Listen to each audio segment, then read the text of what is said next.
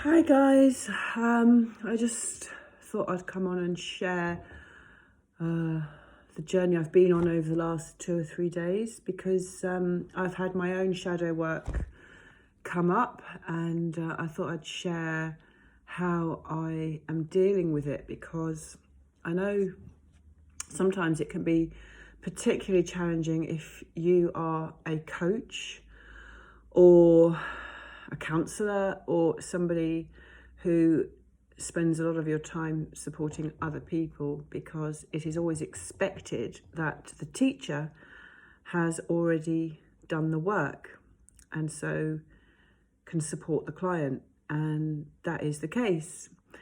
But because of the times that we're going through at the moment, every single human is going through their own ascension process, which means that every teacher, every spiritual teacher, every counsellor, every therapist, if they're still doing the work, they are going to be invited, I guess, or meeting, they're going to be meeting the point where either you cannot cope or deal and you're going to run away and hide and eat more or drink more or get depressed or let your clients down or hide away from the world. And all of that is absolutely okay to do. But when we recognize that to do the inner work, to do the inner healing as it comes up, which it's going to come up more intensely now over the next weeks and months. And what I wanted to share was, over the last, I suppose it's over a week or two, I've had little waves of sadness and little waves, but it started building into a very loud voice, a very loud egoic voice, in my case, telling me that I was being a fake, that I wasn't good enough, although I'm helping my own clients enormously, that somehow I wasn't worthy of taking my clients to the next level, because my own standards, if you like, around eating and exercising, which I have practiced for certainly the last 11 years, since I made a massive decision in my life to travel every winter. And one reason was that I was told I had an incurable disease called ulcerative colitis, and that I was no longer 11 years ago willing to take the medication for it. So I knew I wanted to change my lifestyle even more radically, and to get sunshine onto my body, and not to drink alcohol, not that alcohol was ever a big thing, but and I stopped smoking about 7 years ago. And so I really wanted to clean up my act, especially as I was teaching health and well-being, because that's been my passion for so long. And so what I realized was starting to happen in my case, and we've all got our own story around this, but in my story, I wasn't going to be going away this winter. My social life is down a lot. A lot of my old circles that I might have met up with now and again have gone, because of very different belief systems. And obviously, because we've been in lockdowns, because I've closed my business down, I don't see my clients in person anymore, and the stuff that we're all going through.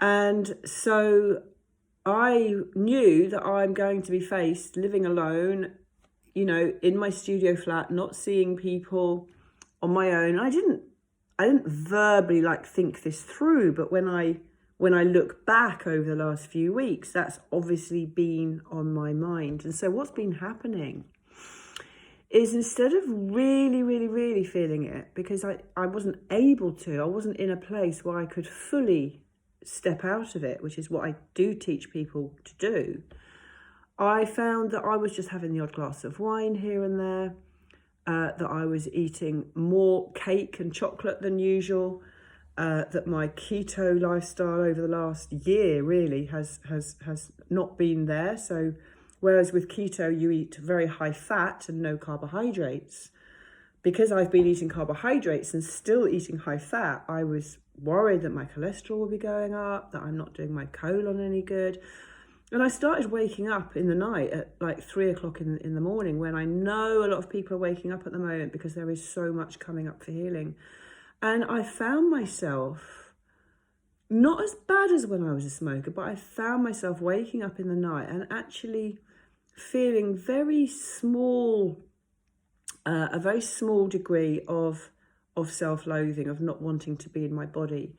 And in particular, this weekend, I really had feelings of not wanting to be here.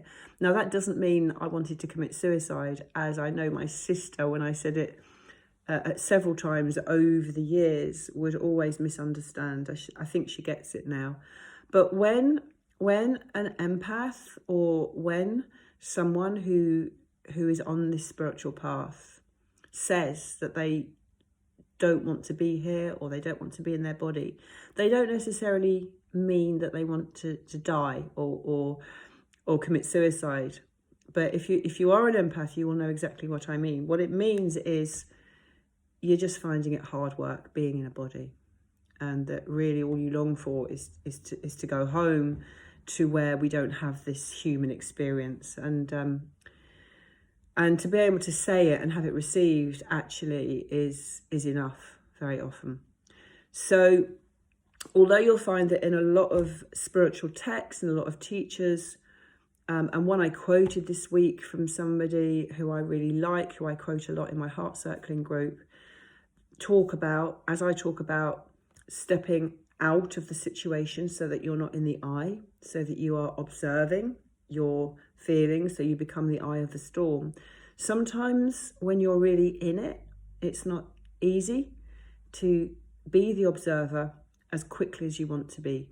And so what I did this weekend was I just pulled away from people, went on dog walks, saw my aunt, and I was just really kind to myself this afternoon, because the last few days I felt really that I was on empty, that I had nothing to give, that I was judging myself. I wasn't feeling like I wanted to just do this anymore. And of course, I'm working with people and I hear people's stories a lot. And it's been wonderful today, because I've spent the day just being in a very peaceful place. And I've come back home. I've come back inside. I've come back to me. Thank you to one or two people who reached out on Messenger, because when people read what I write, sometimes on Telegram, or they message me and I say I'm not feeling good, that people will reach out, and I so appreciate that. And it made me realise actually today how many decades that I've played the strong, powerful woman, and that underneath that strong, powerful woman, she arises out of challenges in life. And so as I acknowledge what she has been through to become the strong, powerful woman, and just kind of allow her to surrender into her own inner masculine, because there is no man around for her, then I was really able to allow myself to feel met. And I think it helped by having a male Facebook friend reach out and say, how can I help? Thank you for sharing with me, because I wasn't sharing with him in particular. It was just that he was the one that I shared how I was feeling in only a sentence this morning, and yet he wanted to support me.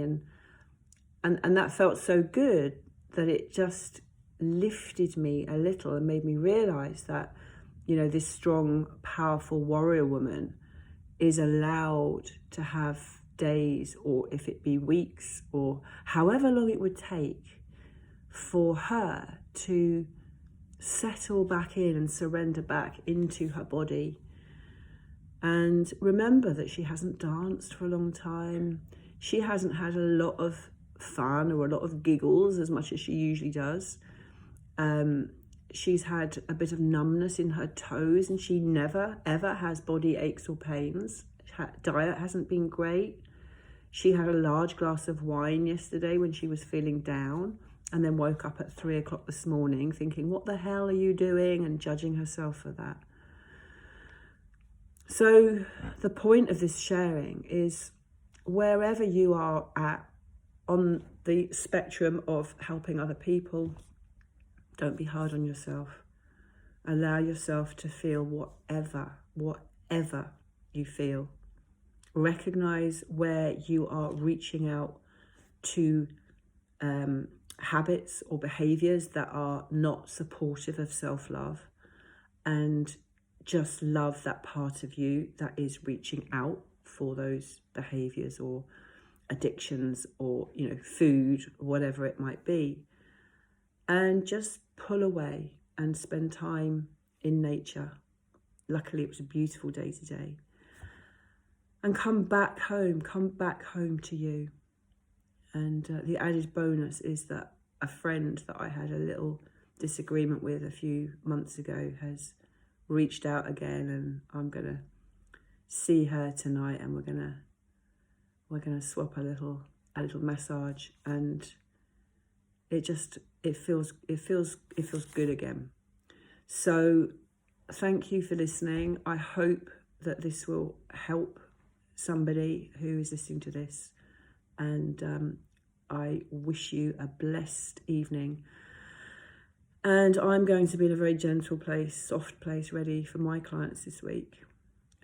Somehow I've managed to do this for a long time, and thankfully I have learned the tools to pull back before things get out of hand.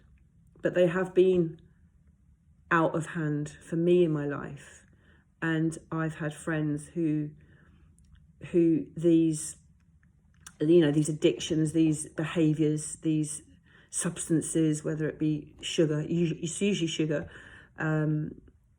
where it hasn't been a good outcome for them, and they have passed away and left this planet, left this world, because it was too much for their sensitive souls.